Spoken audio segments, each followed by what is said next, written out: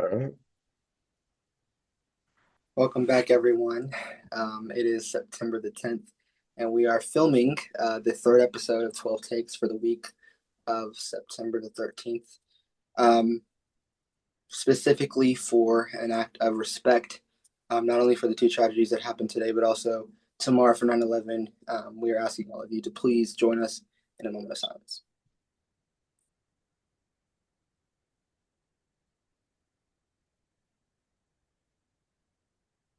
Thank you. We would like to welcome all of you guys back to the wonderful series of 12 Takes. And it's so great to have all of you guys invested. Declan Meyer, welcome back, my good old friend. But we have a new guest with us tonight, and I'd like her to introduce herself. Hi, my name is Nina Sartorius. I'm from St. Louis, Missouri, and I'm a junior, and I'm super excited to be on 12 Takes this week. Declan. I feel like American people already know me, but Declan Meyer, senior politician, New Jersey. That's it's like a resume, you know. Yeah, there's a resume in itself. Um, I kind of wanted to touch on a couple things, and then I like for Declan to get started. Um, all of us here at the Next Step Coalition, and specifically on 12 Takes tonight, would like to give our condolences to Mr. Kirk and his family. Um, Political violence of any kind is not tolerated. It should not be tolerated in the United States or around the world. Um, and so here at the Next Step Coalition, we would like to offer our condolences to the Kirk family, to the two children and his wife who now have to live without him. Um, but I would also like to give a few words of wisdom. Um, you cannot stand for a cause only when it benefits you. Gun violence has been an issue that's been going on for many, many, many, many, many years. Um, and so now for it to be such a big deal now, when your favorite influencer is affected, and no disrespect to Mr. Kirk, but um, gun violence is not political. Violence as a whole is not political. Um, and I hope that the tragedies across our schools, specifically in Colorado today, in Utah with Mr. Kirk, but also the millions of tragedies that have happened throughout the past years in the United States and around the world, finally bring a conversation for gun reform to the table. But with that, we have plenty of issues to talk about tonight, 12 of them to be exact, and I'd like Mr. Meyer to get started for us. Yeah. Recently, the Supreme Court upheld the fact that Donald Trump and ICE may detain suspected immigrants based on their race and the language they speak. I just have a question for both of you guys. Obviously, I can kind of get from the fact that you are here what you think about this, but what do we do about this? What is our course of action? Like, what's proposed legislation? And what should we do in our communities to combat this? Nina? Obviously, you said it. I definitely don't agree with this ruling. Um, I think, I think Justice Kavanaugh said something I really agree with is like this ruling, well, it may seem like a little bit indirect in the fact that race and language are not the only things people can be detained on. It does play a contributing role because ICE agents will be looking at like records and stuff too. Like people are inherently biased and there's nothing we can do about that. And this ruling basically just like legalizes their biases and like allows them to operate off of solely that and not an actual like order or policy, which I think is always dangerous. I mean, something it's always hard to think of things we can do in our communities because a lot of times these things make us feel like we kind of don't have any power, especially when like they're being made in such a high level court. But I do think something we can do is make sure that we're controlling like our biases. Um, and I feel like I know it's hard sometimes to kind of take a step back and operate from a different point of view, but I think that's always important. And if we're gonna, make change and fight against policies like this, we have to start with ourselves and, make sure that we're not judging people and not, this sounds like, I mean, I feel like this is all obvious information, but just like, I feel like I find myself doing this a lot. Like if I make a snap judgment about a situation, I like to take a step back and like think about why I'm making that judgment. Like thinking about your thinking, I think it's something we can all do and something ICE agents should probably be doing. Yeah. How about you, Isaiah? I I'm mind boggled, to be honest with both of you, to be frank. This morning I posted on our on Instagram page just a solemn message for everyone um, to stay vigilant and to be safe. This hits home. Um, I don't want to be that guy, but this hits home personally for me as a man of color, but also as a man of color that lives in a hugely Latino populated area. I've grown up. My best friend is Mexican. I have great love for the Latino community. Um, and it breaks my heart that we live in a country this far progressed in a century where we still are dealing with these issues. I think that racism is an issue that, unfortunately, you're not going to abolish. It's something that will live on forever, as does hate, as does violence, as does, multiple issues that we have. But you would think that in the United States of America, we might be a little more better off than we are right now. Um, on terms of the Supreme Court, I think this is really disappointing, and I'll give you a couple reasons why. In my history class right now, we're learning about the creation of the three branches of government. And what something that I found really interesting was that the founding fathers intended for the Supreme Court to be a non-political branch. The federal court system was intended to be non-political. You had the executive branch that was obviously elected by politics, and congressional members, the Senate and House Representatives are elected by political messages. Uh, the Supreme Court was not intended, judicial branch was not intended to be a political branch. It was intended to be nine justices who serve there for life with the intention of interpreting the laws that Congress makes, appropriates, and the president signs and enforces. Uh, we are in an uncharted territory. I am sadly here to tell you both today that the Supreme Court is no longer a non political branch. It is most definitely a political branch, the third of the three. Um, and something that I thought was interesting that I heard the other day was that the appointee of a Supreme Court justice is not temporary. That seems obvious, but that appointing is a lasting legacy. If you really think about it, right? That appointing outlasts two, three, four, maybe five presidents if it is a person who's appointed at a young age or a mediocre age, right? So their legacy and the decisions that they make, as much as I disagree with her, Justice Coney Barrett touched on this the other day, that those rulings will outlive presidencies, will outlive certain terms in Congress. So I think it's critical that the decisions being made by the Supreme Court are ones that are critical to make sure that our laws are being enforced the right way that they should be, and that we're not just caving to whatever the president wants. I think that, as I touched on earlier, checks and balances are so important, and I feel like we're losing our way with those in the current state of our government. Well said. Uh, you know, Supreme Court has always judges will always have biases. Yeah, Justices will always have biases. Any order of government, any level of government. Attorneys have biases. Criminal defense lawyers have biases. Whatever. But as part of passing the bar and part of becoming a lawyer, which you know, part of being a lawyer is for at least for these public positions is being able to not necessarily renounce your bias, but being able to make decisions without your bias being involved, at least actively. yeah, So this there's not these two aren't really related, but another thing with the Trump administration, which I feel like everything we talk about is that, but uh, again, earlier this week, Trump signed an executive order renaming the Department of Defense to the Department of War. Uh, under our legal system is our legal system is it is a secondary title. Until its approval upon Congress, it is not the official title, but it is something to be noted. mm. Well, I just want to touch on this. I think this was pretty funny, just to lighten the mood a little bit. I don't know if you guys remember a couple years ago, probably about a decade ago now, when Trump was running for president, in public office. He would always cite, and always use this as a reference point, that Obama signed so many executive orders. That all Obama did was sign executive orders. That all Obama did was go and golf.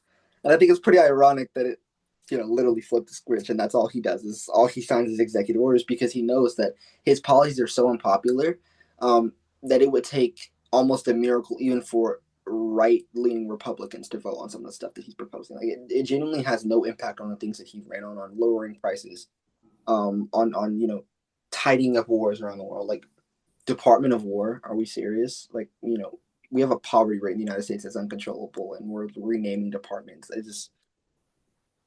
It's ridiculous. Yeah, I think this choice is very reflective of his maturity because I mean that's just such a childish thing to do. Like it's like he's like some kind of little kid like obsessed with war, you know what I mean? Yeah. It's just so like it's very him, you know. There's so like you said there are so many other problems in our country and around the world that he could be dealing with. I mean, he's always talking about all these things he wants to do and all the problems with America, you know, all the stuff that the left-wing people are doing.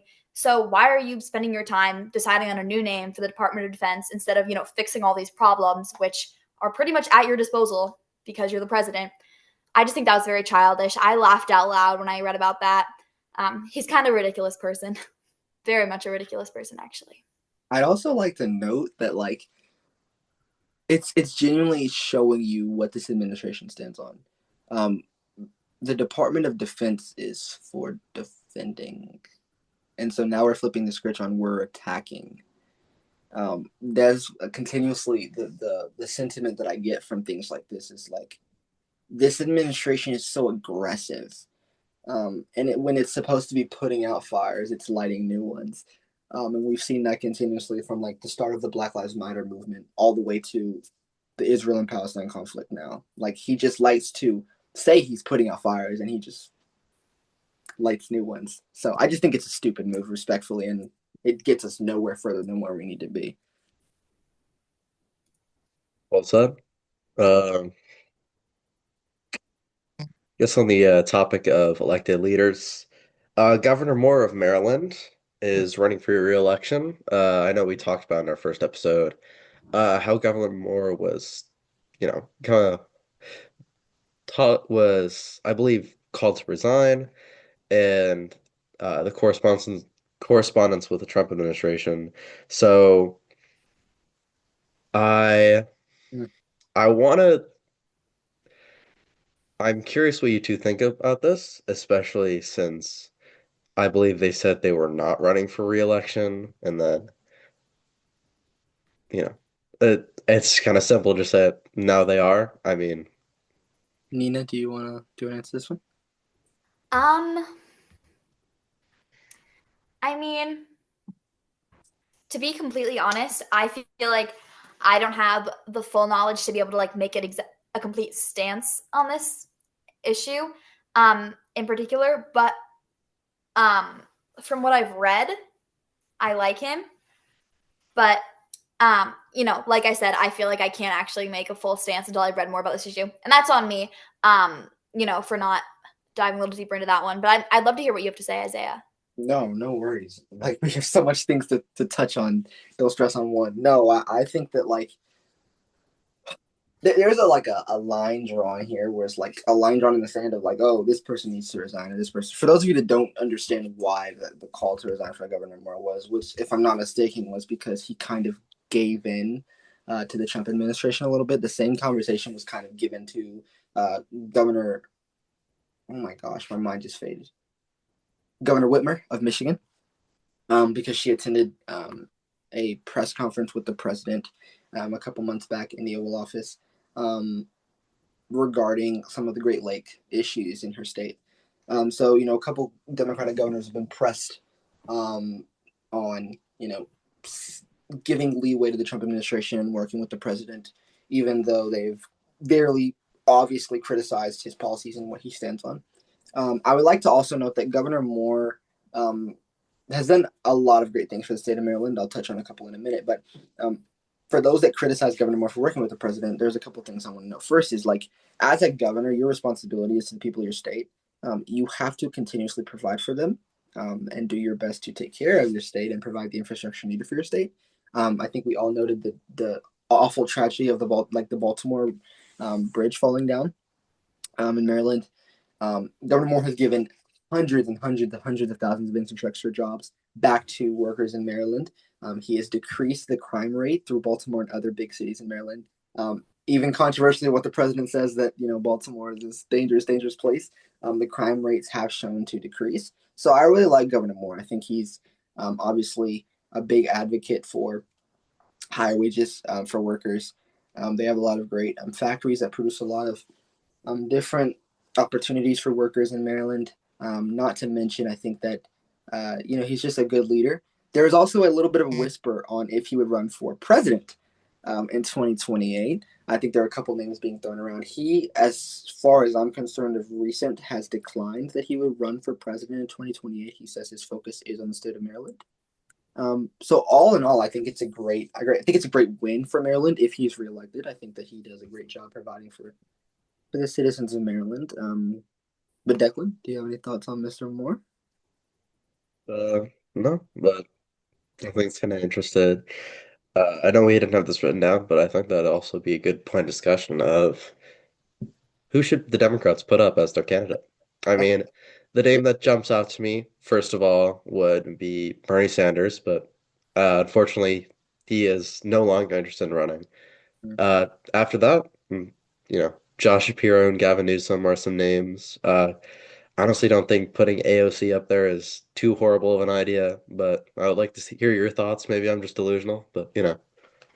Yeah. I mean, I like all the names you listed. I also think Pete Buttigieg, I really like. I also really like Cory Booker. He's definitely, I'd probably say, my number one. But also, obviously, Gavin Newsom. I agree. I think AOC would be like a really cool person to have. I just feel like because she's so, like, she's very set in her ways.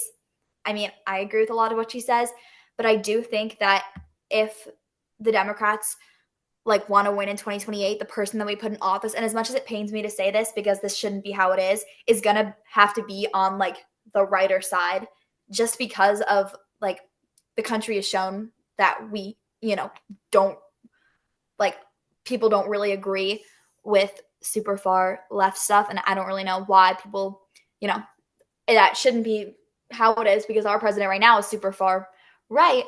But yeah, I do think it's gonna have to be somebody in the middle, and I really like Pete, or in the middle-ish, but I really like Pete Buttigieg too. But it worries me because I just don't know. I don't really believe in our country's ability to be open-minded enough to like elect a gay president. So we'll see, though. Yeah, I'm excited. It's giving me a little bit of hope to like read about all these amazing people. Yeah. You guys touched on a lot of great names. I'm gonna kind of throw some names in the ring that are not traditionally talked about. I would say the list that you guys gave me. I really, really, really am a big fan of Pete Buttigieg. Love him. I agree with Nina though. I don't think this country is like we were barely ready to nominate a black man to be president. Then we failed twice on electing a woman for president. So I don't know if we're ready for a gay man to be president. Next on my list out of the guys that you gave me. Ooh, what did you say? I think I like AOC a lot too. The problem with AOC is not only is she like too far left for some people, which to us would just be traditional values that are morally right, but whatever. She's too far left for some people. She's too radical, right? But I think that also the conversation around her would be for people that are kind of in the middle of if they should vote for her or not would be the experience. I think people would like to see her kind of stay in Congress a little bit more, maybe as a senator or a governor in instance, a little bit more of an opportunity there for her before she, gets on the big stage. Um, Andy Bashir from Kentucky. I really like Bashir, and one of the reasons why is not because me and Kate had wonderful conversations in DC about Governor Bashir, but Governor Bashir is. This is going to sound really bad, but just hear me out. He kind of checks all the boxes. Like I said, this is going to sound really bad, but he's a white male. And it's the situation we live in his early 50s, late 50s. I'm not sure. I have to look that up. He's from the middle of the country. A red state, and his approval rating in his state is very high. Um, I think he would gain some Midwestern votes. So maybe that's a possibility. You mentioned Newsom, and I really want to touch on Newsom for a second because I think that he is gaining support and popularity for the pushback that he's giving to Trump. Um, my thing is I don't know if people are as set on him as people think they are. To Nina's point about you having to elect a more leaning right Democrat because of the situation that we're in this country, a lot of people don't agree with left views. I feel that a lot of people think that he will concede to conservative values too often at the time because he has shown in the past that he's given a platform for conservative views, which I think that's crucial. I mean, when you, as a person who wants to gain national support, you have to listen to everyone. That's not a discussion, right? But I think that he doesn't resonate with a lot of people on the left because he's too conservative in a way. One of the people that I like, and this is not for like this is not for president, but this is more of like a vice presidential like nomination, if you will. I think a great combination would be Newsom and Crockett. I love Jasmine Crockett, and maybe that's a little bias. Um, if not Crockett, this might be even more bias. But as a Georgia boy, I love Senator Warnock. Love Senator Warnock. Now, is he experienced enough to be a VP or a presidential candidate? Probably not. But if he were to make a run, I don't see why not. I think he has all the tools in the boxes to go at it. But that is a conversation that needs to be had about who is the next name out of the Democratic Party. It's a conversation for a lot of discussion. And I think a lot of people on the left and the right. I'll be honest with you, a lot of people on the right are already like convinced that JD Vance is the next president. I know a lot of people on the left who are like, we don't stand a chance. Like, it doesn't matter who we put up, JD Vance will blow us out of the water. And I'm genuinely concerned about that because I think that if it is Newsom and Vance, I think it will be close. But I think that as much as it pains me to say, I think this country is a conservative nation. I think the majority of the people, me and Declan touched on this in the first episode, especially, but like the Electoral College, it's a process that like it benefits a Republican. The Democrat has to win at least 3 more states to even be in the range to win a presidential election by the Electoral College. So I just think we're at a point in history where it's like it's going to take a huge awakening, and I don't know who that person is to come out of the Democratic Party to compete versus Vance in the future. That's assuming that Vance is the Republican nominee. I guess we'll see on that end too. But Yeah. It's got to be you, Isaiah. look, if I could go, oh my gosh, I would go. Like, it's funny you say that because I just feel so much like eagerness, right? Like I just want to get in so bad, and I want to unite people and bring people together. And I think that's why this movement is so important. The Next Up Coalition is because we're getting people from across the country, right? We're getting people invested into the message, into caring about politics as a youthful movement. So Nina, I accept your nomination humbly to be the president of the United States. I would love it, but we got a little bit more time right now. I'm focused on keeping our youth involved and energized. Yeah. Some great names pointed out by both of you guys. As a New Jerseyan, like mentioned Cory Booker. Uh, yeah. I mean, I think probably would work best is someone from the country, someone from a red state, someone from a state that swings Republican because of the Electoral College. Um, that's all. That's all I really got to say about that. Um, moving on. Oh, can I talk about this one? I've got a personal vendetta against this one. Is the one I'm thinking of the It, one?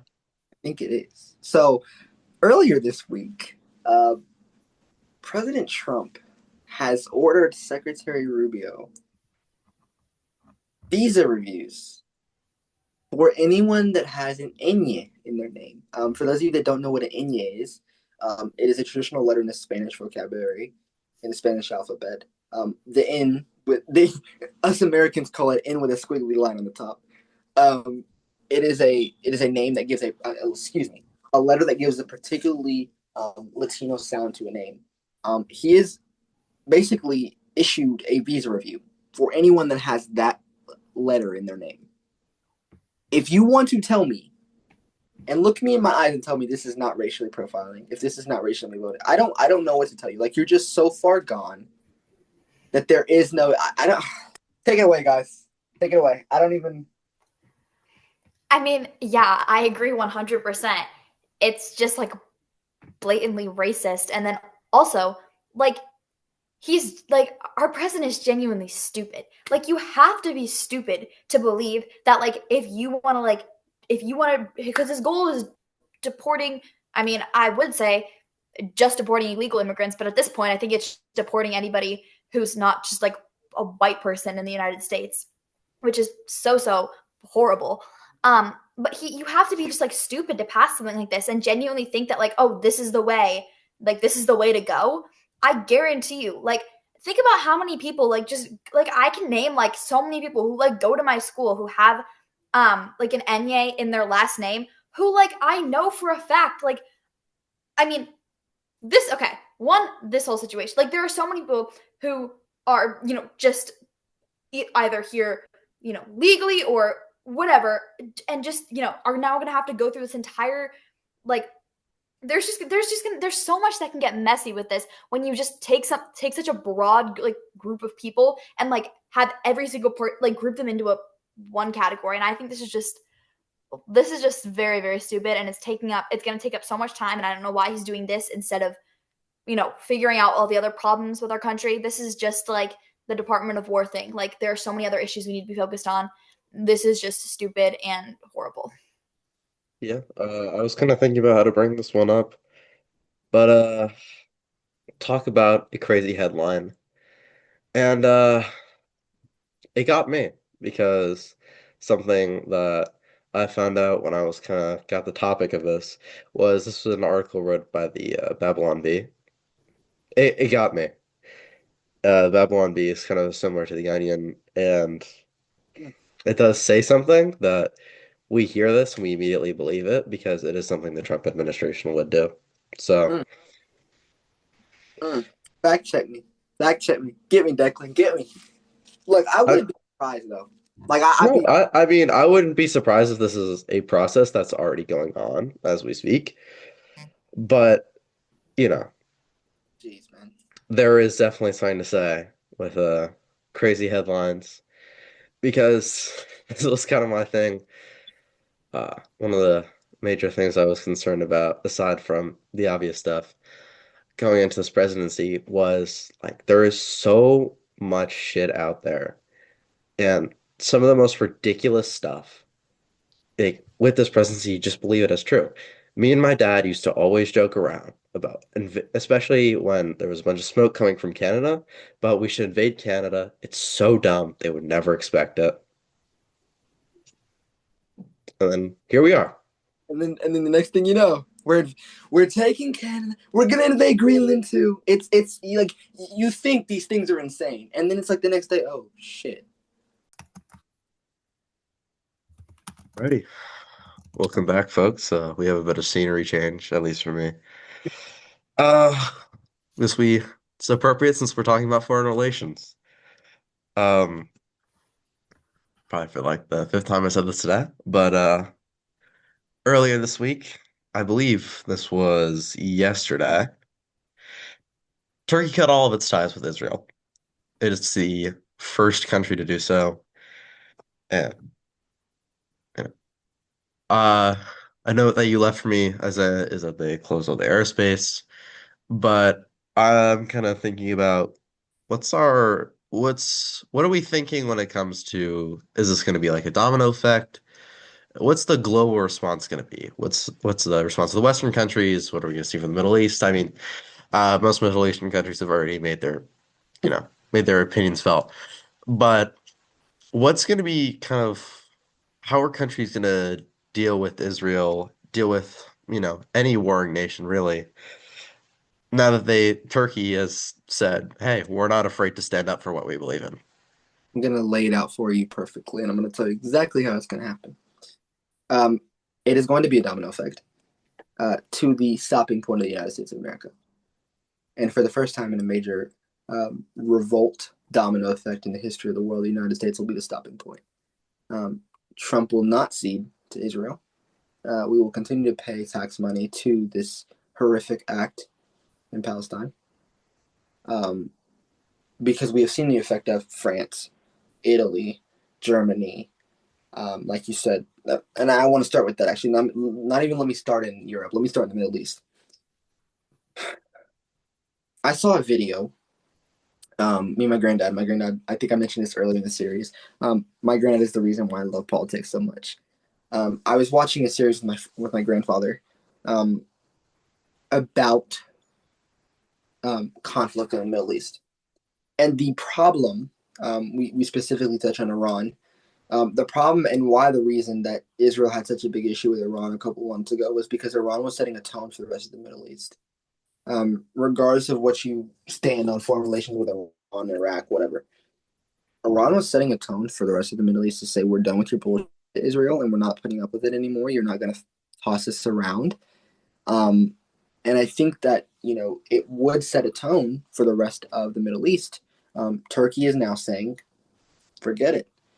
We are cutting off all ties. We cannot support Israel anymore. And I think that you're going to see, especially Ireland has thrown the idea of doing the same exact process as Turkey is as regards to cutting everything off. They're the first country to cut every single tie off with Israel. I think Ireland is discussing every single tie. Well, I know Ireland has already restricted trade with Israel. But you're going to see European countries start to get behind each other and say, look, we're done. We're not supporting Israel anymore until they do something different. Now, here's where the coin stops, is the United States. Canada has made it aware, Carney has made it aware that he intends to grant a Palestinian state. France and Macron has done the same thing. We'll touch on Macron in a little bit.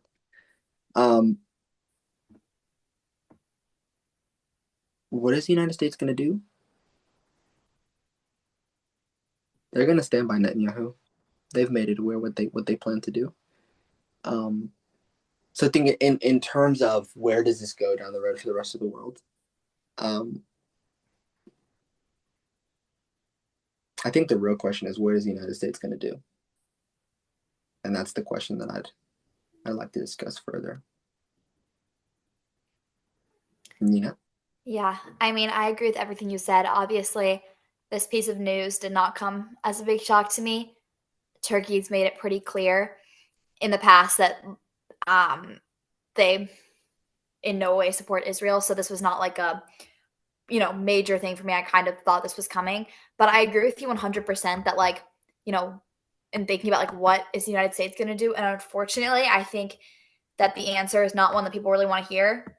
It's nothing. I don't really think that this will change the United States course of action. I do agree with you in the fact that I think it will change other countries' courses of action, as they'll see Turkey do this and then realize that it's actually feasible, because I know you mentioned Ireland, like other countries that I know have thought about this a little bit in the past, but weren't really sure whether to go through with it or not. But I think in regards to the United States, we shouldn't really expect anything different.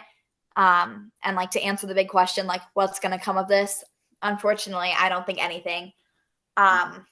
Especially, yeah, I don't think this is going to be a turning point in the conflict, which is very unfortunate because obviously it needs to end. Yeah, it's horrific. And I think that it should be a given, and it's sad that it's not, that we can't all just agree that killing humans is wrong. Regardless of what side you stand on, or if you stand in the middle, it's just wrong. And there needs to be a stop. There needs to be a stop in Russia and Ukraine. There needs to be a stop here. It's just, enough is enough.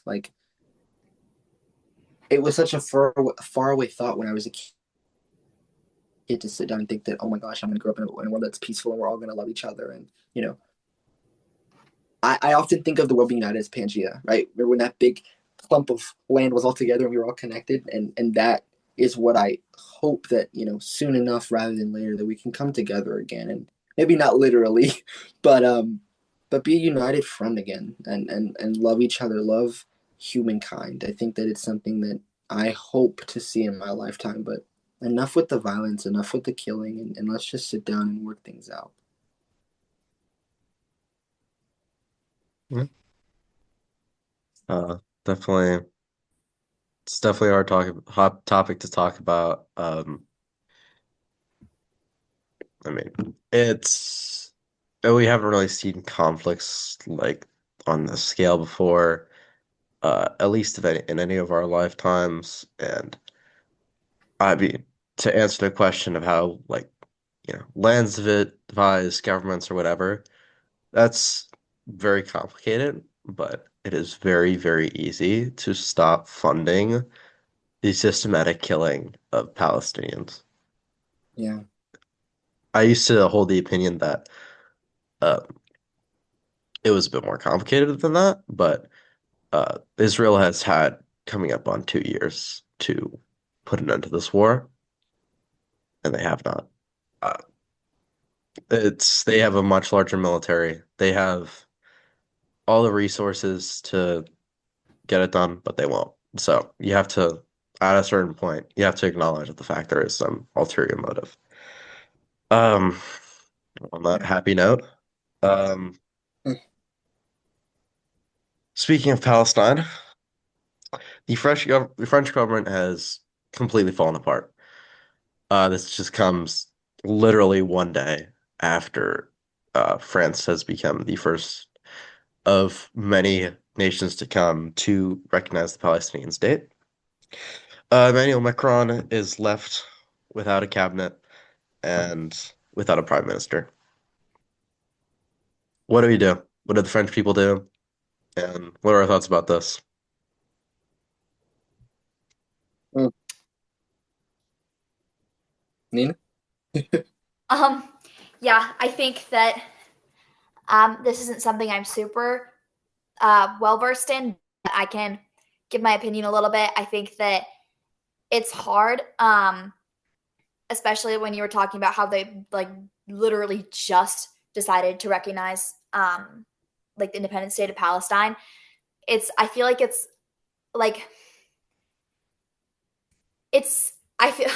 like I feel like having internal like government problems is bad enough, but then also like mixed into like all these other like terrible things going on all around the world. This is just not what anybody needs. And I know that's not helpful to like any of the people in France because I'm just like providing my pure insight. This is like a complex issue and one that, to actually give a clear resolution, I would probably need to do more research on.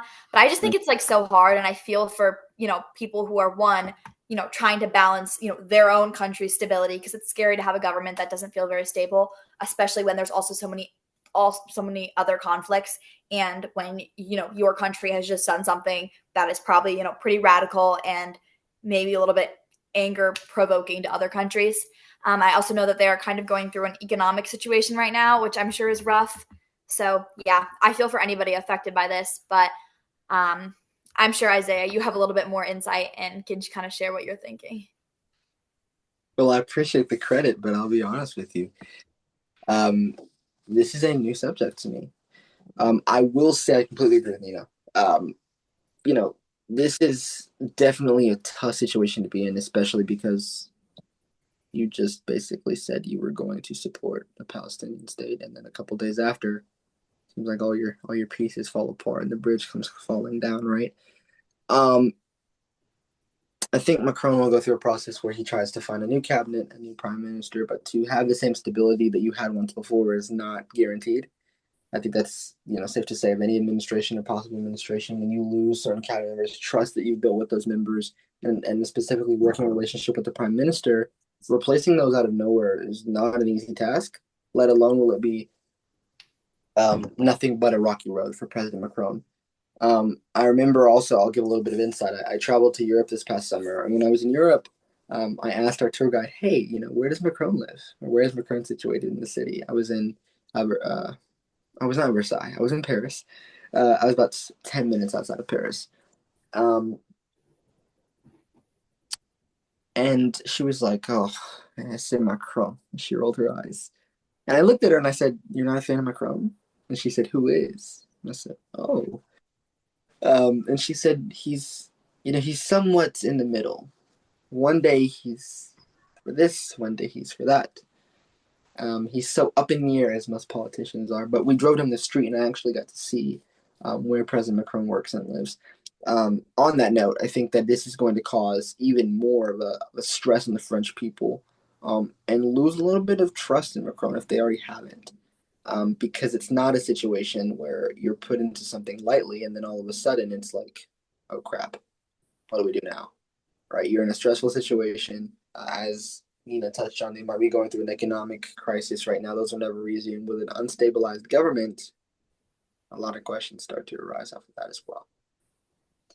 We're going to finish up tonight with something a little different. Nina's going to stop and talk a little bit about one of her personal segments, and I'll finish with a couple, and we'll wrap up on that note, episode 3. Yes. Okay.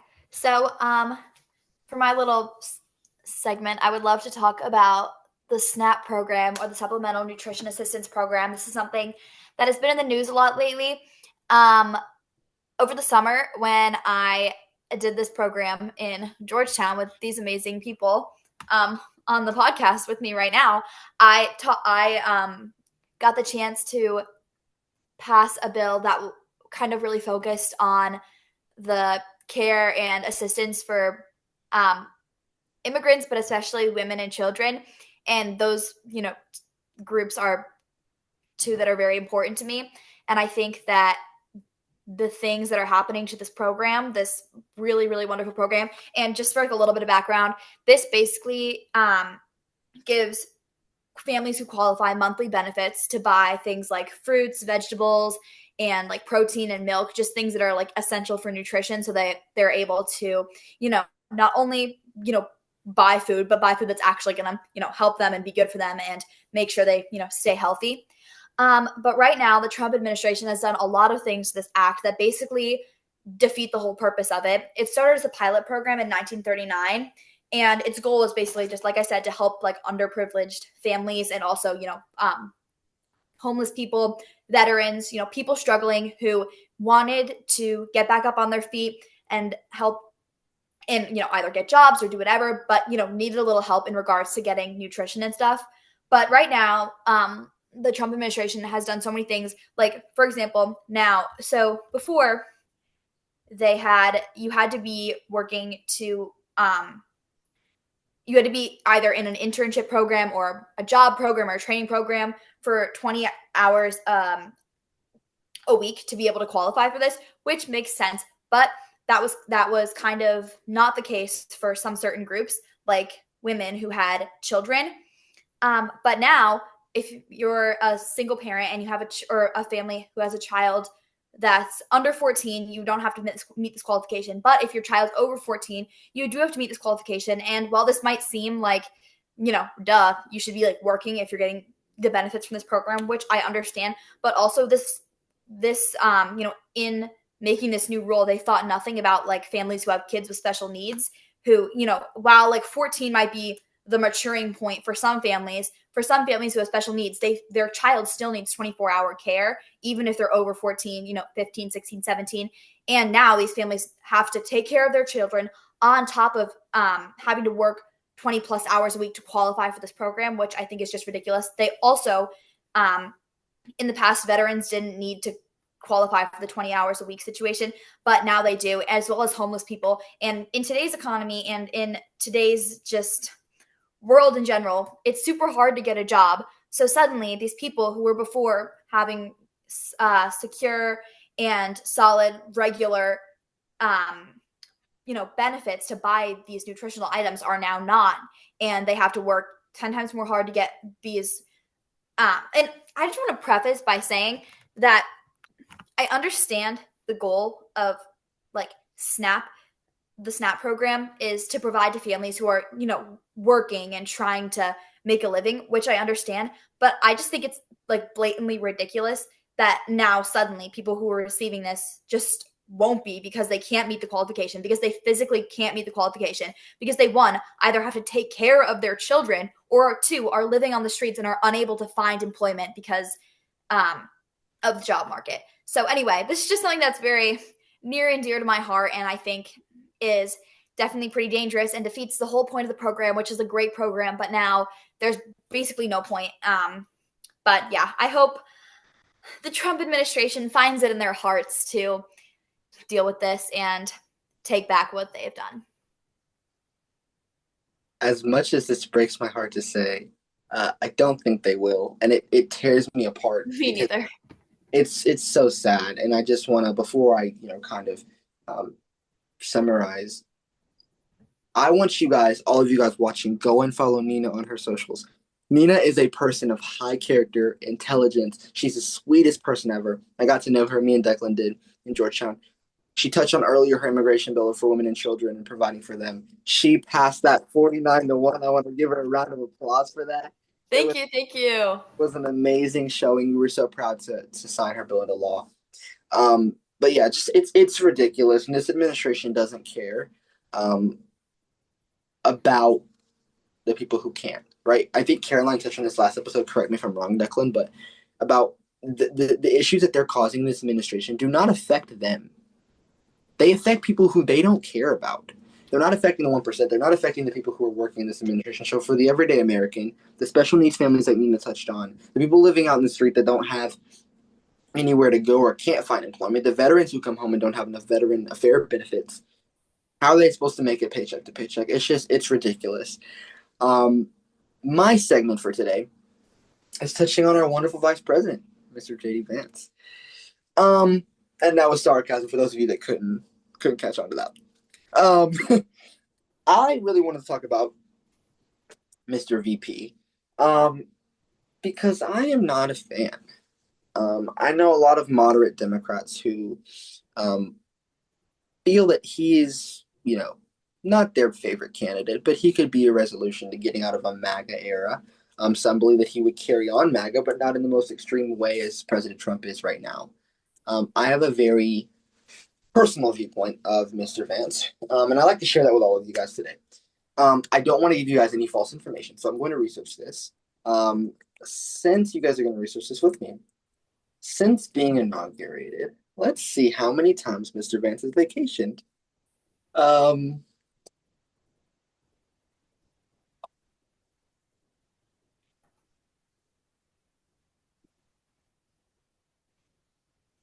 Let's see. 8 vacations. So since his term, 5 days. So thank you, Declan. 5 days after entering office. So this man put his hand up with Miss Usha Vance and his children, and was inaugurated as Vice President of the United States. 5 days after being inaugurated, he is gone. He is on vacation. Vacation from what, big bro? You just got inaugurated.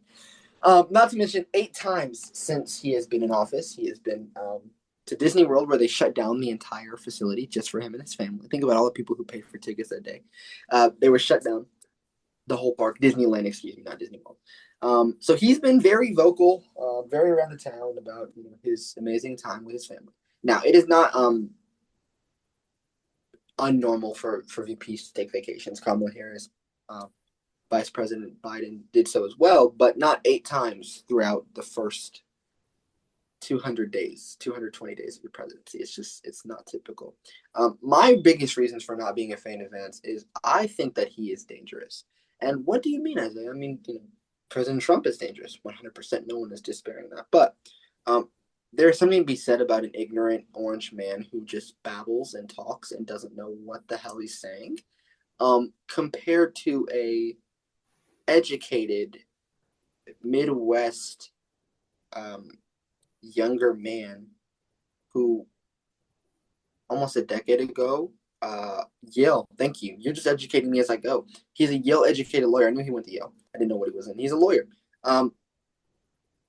10 years ago was talking about how Trump was the next Hitler, America's Hitler. Now he sits by the Resolute desk every morning as the Vice President of the United States. The thing that is dangerous, we touched on this a little bit in the earlier episodes, but there's a saying that you keep your friends close but your enemies closer. I don't know if Trump was following that or if he was just being ignorant, but a third of the people in his cabinet were talked really, really bad about him, especially his Secretary of State Marco Rubio and now Vice President J.D. Vance. Vance is not a moron like our president is. Vance knows how to get into positions of power. He knows how to manipulate not only the president but also media sources. When you look at interviews that he has with the media, he's just serenading them. And it's like they almost forget their questions that they came prepared to ask him because he's just so good and so typical with his words. That is serious danger for the United States of America. Politicians are dangerous, but JD Vance is a very good politician, and we talked about this a little bit about Netanyahu with Ivor last week, but JD Vance is a politician to the core. He knows his in and outs of being a politician. I kind of want to ask Nina, like, what do you make of JD Vance? Well, I don't love him. I do think I agree with you. There's something to be said about the fact that he's like educated, and I kind of feel like, okay, obviously Trump to some extent knows what he's doing in the fact that he knows how to like crowd control and like kind of get everybody to believe him. But he kind of also just like fell into this, position as like some, highly regarded ruler of MAGA. Whereas Vance has kind of had to like work for that, which I think gives him a little bit of a leg up in control compared to Trump when just talking about like ability to like manipulate. Because now that Trump's like supported by this like group that he's like decided to call his like MAGA supporters or Trumpies or whatever, he kind of doesn't have to do anything to get people to like him anymore. They'll just believe anything he says. But since JD Vance is still like kind of on the DL a little bit, I mean, obviously he's the vice president, but he hasn't made a huge name for himself. I do think that is what makes him more dangerous. Just the fact that like he does have some work to do in respect to like getting the amount of supporters that Trump has, which is what he'll need to do if he, is going to run for office in 2028. So yeah, I do think that he's definitely someone to watch out for. It's really ridiculous that he's taken 8 vacations. He hasn't even been president for a year or vice president for a year. I'm curious as to, what goes on because, I mean, our president is golfing and our vice president is in Disneyland. Who's running the country is what my question is. Yeah. Declan, you got an answer for that question that's all in all the minds? Well, I'm sure some of the people I'm sure we've all seen on Instagram Reels would have some certain answers about that. But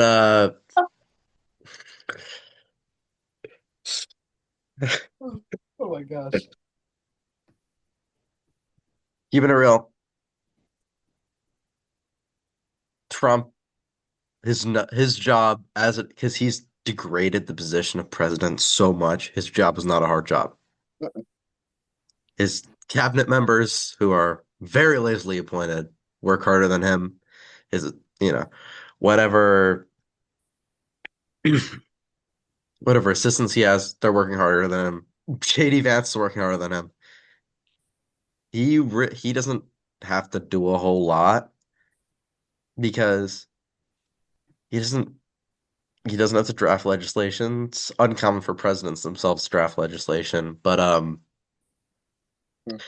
there's not much that he personally has to do that his voter base won't do for him, No. which is it's very that's kind of the thing that's almost interesting from a historical lens about Trump is there hasn't really been another president where his views are so clear and people still support him, so he doesn't really have to lift the finger himself.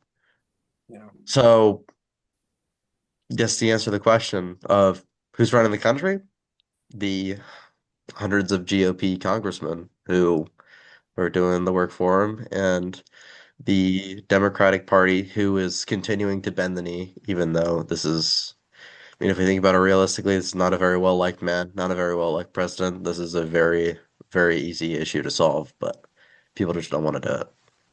No, forget the GOP congressman. You know who's running this country? The attorney general's third in line. That's who.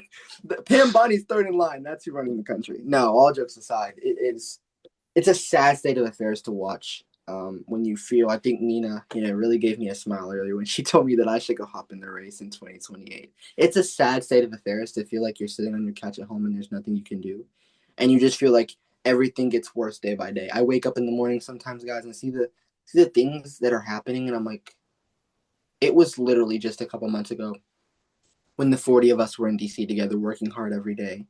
and feeling like we had a place and a mission and a purpose to get up at 6 every morning, and just we were loving what we were doing. You know what I mean? All of us loved being there together, and it was just it was a perfect harmony, if you will. Um, I want to finish off tonight by saying I know that we are in a very dark place in our world right now. For all of you watching, please just listen to me right now. If you did not hear anything else that I said tonight, if you guys don't chime in to 12 takes, if you don't know who I am, if this just pops up on your real feed, I know that we are in a dark place right now. And it feels like there's no hope. But the sun will rise in the morning. And it's up to us to continue to fight every single day. Continue to believe, continue to have hope. And to continue to fight. That's all we can do. Nina Sartorius, Declan Meyer, thank you guys so much for episode 3 of 12 Takes. It's been an amazing, amazing episode with you guys today. Like I said before, I know we're in a tough time right now, but just being on this with you guys, being able to showcase our love for politics and our hope for the future, hope in humanity, if you will, it just gives me so much hope. So thank you guys so much. Thank you so much, guys. This is a really cool opportunity. Thank you, Nina. Yeah. Declan, Nina, Isaiah Randolph, thank you guys so much. We'll see you guys next week.